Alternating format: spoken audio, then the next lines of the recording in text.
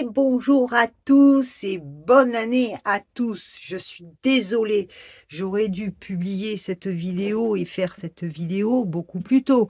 Nous sommes déjà le 2? Oui, le 2. Bon, ça va, on a tout le mois de janvier pour se souhaiter la bonne année.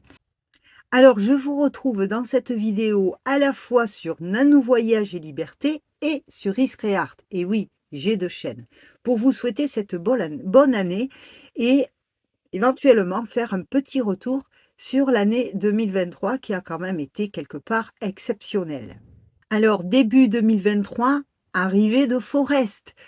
Ça faisait 3 ans que je l'attendais. Déjà, Noël 2022, joyeux Noël, je savais que j'allais la voir. Et début janvier, avec mon fils Loïc, nous sommes partis chercher Forest.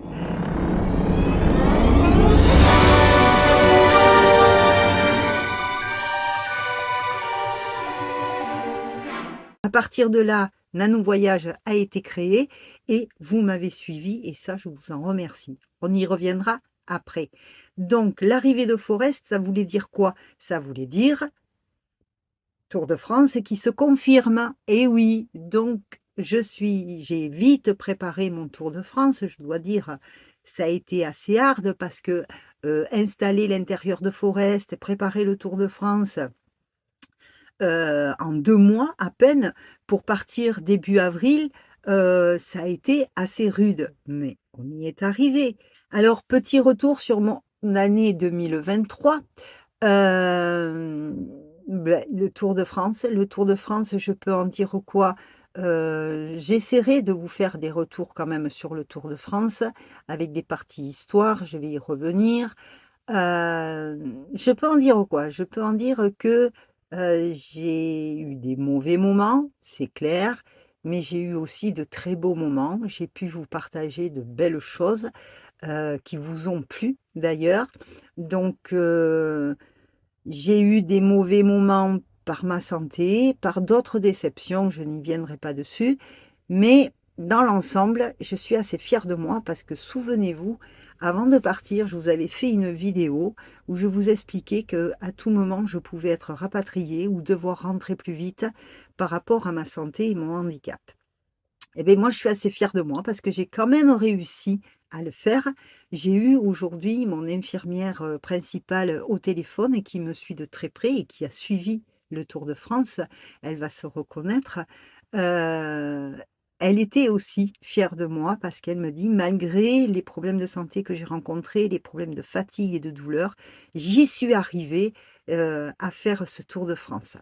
Je tiens à remercier beaucoup tous les abonnés de Nanou Voyage et Liberté qui m'ont suivi, certains abonnés de Iscreart qui sont venus sur Nanou Voyage et Liberté.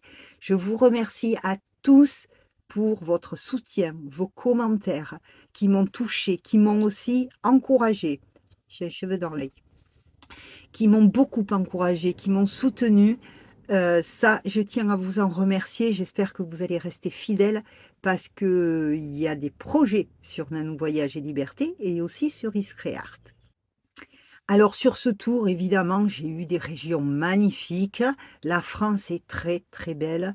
Elle a aussi ses verrues. Et, vous avez remarqué que j'avais évité les grandes villes parce que pour moi, en situation de handicap et en camping-car, les grandes villes à visiter, ça doit se préparer un petit peu d'avance. Savoir où parquer le camping-car en sécurité, être sûr que Roy, tout se passe bien pour lui parce que je peux pas le trimballer n'importe où. Et voilà, il faut que ce soit préparé. Mais vous inquiétez pas. Vous vous souvenez de mon Tour de France? Il y a des trous. Il y a des trous sur les Pyrénées. Il y a des trous l'est de la Provence et Côte d'Azur jusqu'au lac Léman. Et puis, je vous ai dit aussi qu'un de ces jours, je retournerai faire la Bretagne et la Normandie. Parce qu'effectivement, j'ai dû passer assez vite cette région-là. Pour cause de mauvais temps, déjà, pour commencer, c'était épouvantable. Le nombre de personnes, je suis arrivée l'été sur la Normandie et la Bretagne, il y avait énormément de monde. Les camping-cars en Bretagne sont pas beaucoup accueilli, franchement, ça a été, Normandie et Bretagne. Là, sur les côtes, c'est très compliqué pour les camping-cars.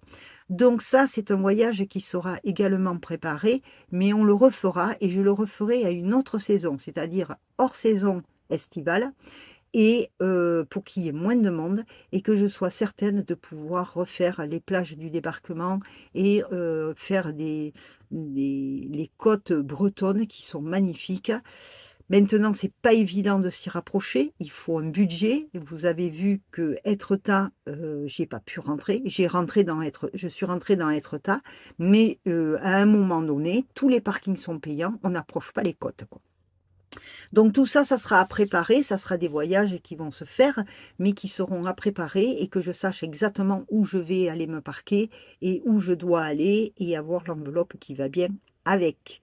Voilà pour les projets, mais les projets les plus proches, ça sera, j'espère, le tour des Pyrénées.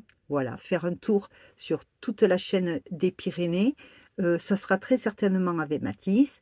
Voilà, donc il y aura d'autres voyages sur Nanou Voyage et Liberté. En attendant, vous savez que je suis avec Matisse pour des raisons familiales. Donc Mathis est scolarisé, évidemment, il est au lycée. Donc il y aura en week-end et pendant les vacances, en week-end, des petites visites, des petites balades sympas à vous faire. Il y aura pendant les vacances des petits voyages. Il est fort possible que le Tour des Pyrénées, c'est à calculer, ce soit sur des vacances un peu plus longues. Peut-être les vacances de Pâques, ça serait super. Je ne sais pas, on verra, on va anticiper, mais aussi un petit peu improviser. Alors, pourquoi je vous parlais d'Iscréart? Parce que je suis en train de vous parler aussi sur Iscréart. Comme Mathis est scolarisé et que moi je serai bloquée là où enfin, je ne pourrai pas voyager pendant la journée d'école, hein, je vais essayer à la fois de travailler à la fois sur Nanou Voyage et Liberté et sur Iscréart. Iscréart, dans la playlist Histoire et Style, je m'étais arrêtée à la Grèce, je crois, et j'ai commencé à travailler. Il faut que je reprenne chez moi mes notes, mon écrit, si vous voulez, je vais pas le dire, c'est pas grave. Je reprends tout ça pour savoir où j'en suis, et le prochain reportage histoire sera sur la période des Romains, pas l'art roman, à ne pas confondre, ça sera les Romains. Donc j'avais déjà bien commencé ce travail, c'est un travail qui prend beaucoup de temps parce que je travaille sur mes cours de jeune fille, je fais mes propres recherches et j'écris moi-même mon, je vais toujours pas le dire. J'écris moi-même mon texte, quoi, mon oratoire, et ensuite j'y colle les images qui vont avec, et je vous fais ce reportage. Donc pendant que Mathis sera à l'école, je vais pouvoir travailler là-dessus, je vais pouvoir faire des choses pour Iscréart, et quand on ira se balader avec Mathis, ou qu'on fera des choses, ou qu'il y aura des moments particuliers en van life, eh bien ça sera sur Nanou Voyage et Liberté. Donc je pense que les projets sont assez chargés, et je ne vais pas être sans occupation. Les enfants, Imagine for Margot. J'ai laissé un message sur ma page, ma cagnotte Imagine for Margot, où je précise que j'ai rallongé ma cagnotte pour 1 an, jusqu'au 30 décembre 2024. Donc vous avez tout le temps, si vous voulez faire un don, vous n'avez pas besoin de vous presser, vous pouvez, parce que c'est vrai que je reconnais que je me suis aperçue pendant le Tour de France, quand je regardais de temps en temps la télévision, je me suis aperçue sur les infos ou certaines choses qu'il y avait des appels aux dons un petit peu partout pour le pays machin, pour ci, pour là. Il y a énormément d'appels aux dons. Ça, je comprends que c'est épuisant. C'est épuisant. Donc, j'ai une petite cagnotte. J'ai pas fait beaucoup. Mais le cancer pédiatrique me tient à cœur. Je veux pas lâcher les enfants comme ça. Donc, j'ai décidé de prolonger cette cause. Donc, nous avons encore 1 an pour partager cette cause, pour en parler, pour faire des dons. Donc, ça peut être pas grand-chose. Et moi, je connais des personnes qui ont fait des dons qui n'ont pas du tout les moyens. Elles ont mis que 10 euros, mais c'est 10 euros. Donc, au nombre d'abonnés que j'ai et qui, j'espère, vont arriver, si chacun met une petite somme, c'est un geste, et un geste très important pour les enfants et surtout pour la recherche.